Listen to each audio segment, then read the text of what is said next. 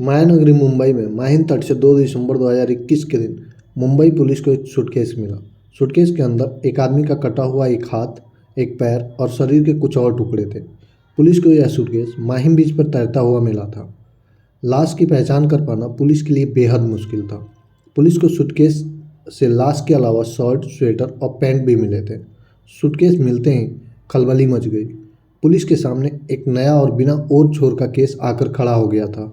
मामले की गंभीरता को देखते हुए जांच मुंबई क्राइम ब्रांच को सौंपी गई। क्राइम ब्रांच की टीम ने एक शर्ट पर एल्मो मेंस वियर का टैग लगा देखा था। क्राइम ब्रांच कुर्ला पश्चिम में बेलगामी रोड पर उसी दुकान पर पहुंची। उस शर्ट का बिल निकाला तो पता चला कि बिल किसी बेनेट रिबेलो के नाम पर था। अब इसी नाम के आदमी का खोजना पुलिस का मकसद था। मुंबई क्राइम ब्रांच ने फेसबुक पर बेनेट रिबेलो को सर्च किया और कई प्रोफाइल्स में तस्वीरें खंगाली, जिसमें से एक व्यक्ति वही वाला स्वेटर पहने हुए था जो उस सूटकेस में मिली थी। तस्वीर से कंफर्म हो गया था कि बेनेट रिबेलो हैं। फेसबुक आईडी से पता चला कि वो म्यूजिशियन था और गिटार बजाता था। उसने अपने फेसबुक अकाउंट पर अपना विजिटिंग कार्ड भी अपलोड किया था। कार्ड पर लिखे पते पर पुलिस पहुंची, देखा घर पर ताला लगा हुआ है। पूछताछ करने पर पता चला कि बेनेट को पिछले कुछ दिनों से किसी ने नहीं देखा था। पड़ोसियों से पूछताछ करने पर उसकी गोद ली हुई बेटी आराध्या पाटिल उर्फ रिया बेनेट रिबेलो के बारे में पता चला। पड़ोसियों ने बताया यहाँ वे अपनी गोद ली हुई 19 वर्षीय बेटी के साथ रहते थे। पुलिस ने उसका नंबर हासिल किया और 7 दिसंबर के दिन बेनेट रिबेलो की हत्या के शक में बेनेट की गोद ली हुई बेटी और उसके बॉयफ्रेंड को गिरफ्तार कर लिया गया। लड़की 19 साल की है और लड़का 16 साल का। पूछताछ करने पर दोनों ने बेनेट की हत्या करने की बात कबूल कर ली। एक गोद ली हुई बेटी ने ही अपने प्रेमी के साथ मिलकर अपने पिता की हत्या कर उसके कई टुकड़े कर डाले थे। गिरफ्तार बेटी ने पुलिस के समक्ष अपना जुर्म स्वीकार करते हुए कहा कि उसे अपने किए पर कोई अफसोस नहीं है। लड़की ने हत्या की जो वजह बताई उसे जानकर पुलिस भी दंग रह गई। बेनेट अपने घर पर अकेला रहता था। 2 शादियां की थी, लेकिन दोनों पत्नियों से अलग हो चुका था। 26 नवंबर के दिन उसकी बेटी ने अपने बॉयफ्रेंड के साथ मिलकर उसकी हत्या कर दी। उसने घटना की पूरी जानकारी देते हुए बताया दोनों ने बेनेट के ऊपर चाकू और डंडे से हमला किया, उसके मुंह पर मच्छर मारने वाला स्प्रे किया और चाकू से कूदकर मार डाला। इसके बाद शव को ठिकाने लगाने का एक प्लान बनाया।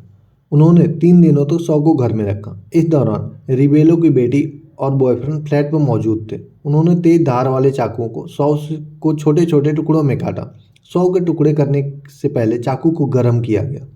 टुकड़ों को 3 सूटकेस में भरकर रिक्शा के जरिए मीठी नदी तक लेकर गए और फेंक दिया, जिसमें से एक सूटकेस बहता हुआ माहिम बीच पर पहुंच गया था।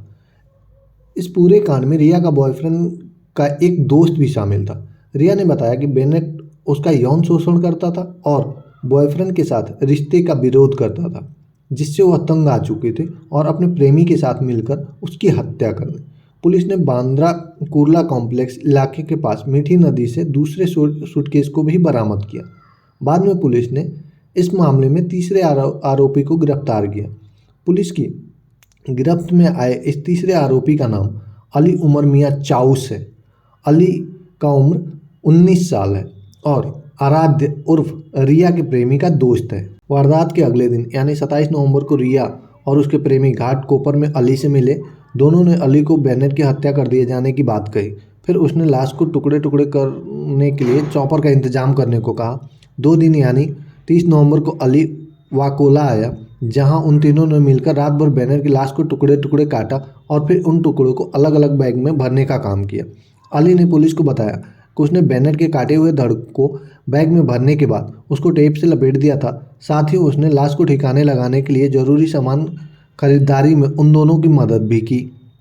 दोनों के साथ उसने बेनेट के घर के पास मौजूद एक दुकान से सूटकेस व अन्य सामान खरीदे। इसी सूटकेस में लाश के टुकड़े को भरकर वे तीनों मीठी नदी में फेंक आए थे। 26 नवंबर को बेनेट रिबेलो का कत्ल किया गया था। 27 नवंबर को उसकी लाश के 8 टुकड़े किए गए। इसके लिए 4 चाकू लाए गए। रिबेलो के किचन में इन चाकुओं के गैस को चूल्हे पर गर्म किया गया। शरीर के अलग अलग हिस्से को काटा गया। कुछ हिस्से को एक सूटकेस में रखा गया। बाद में मुंबई के अलग अलग जगहों पर उसकी बॉडी को फेंका गया।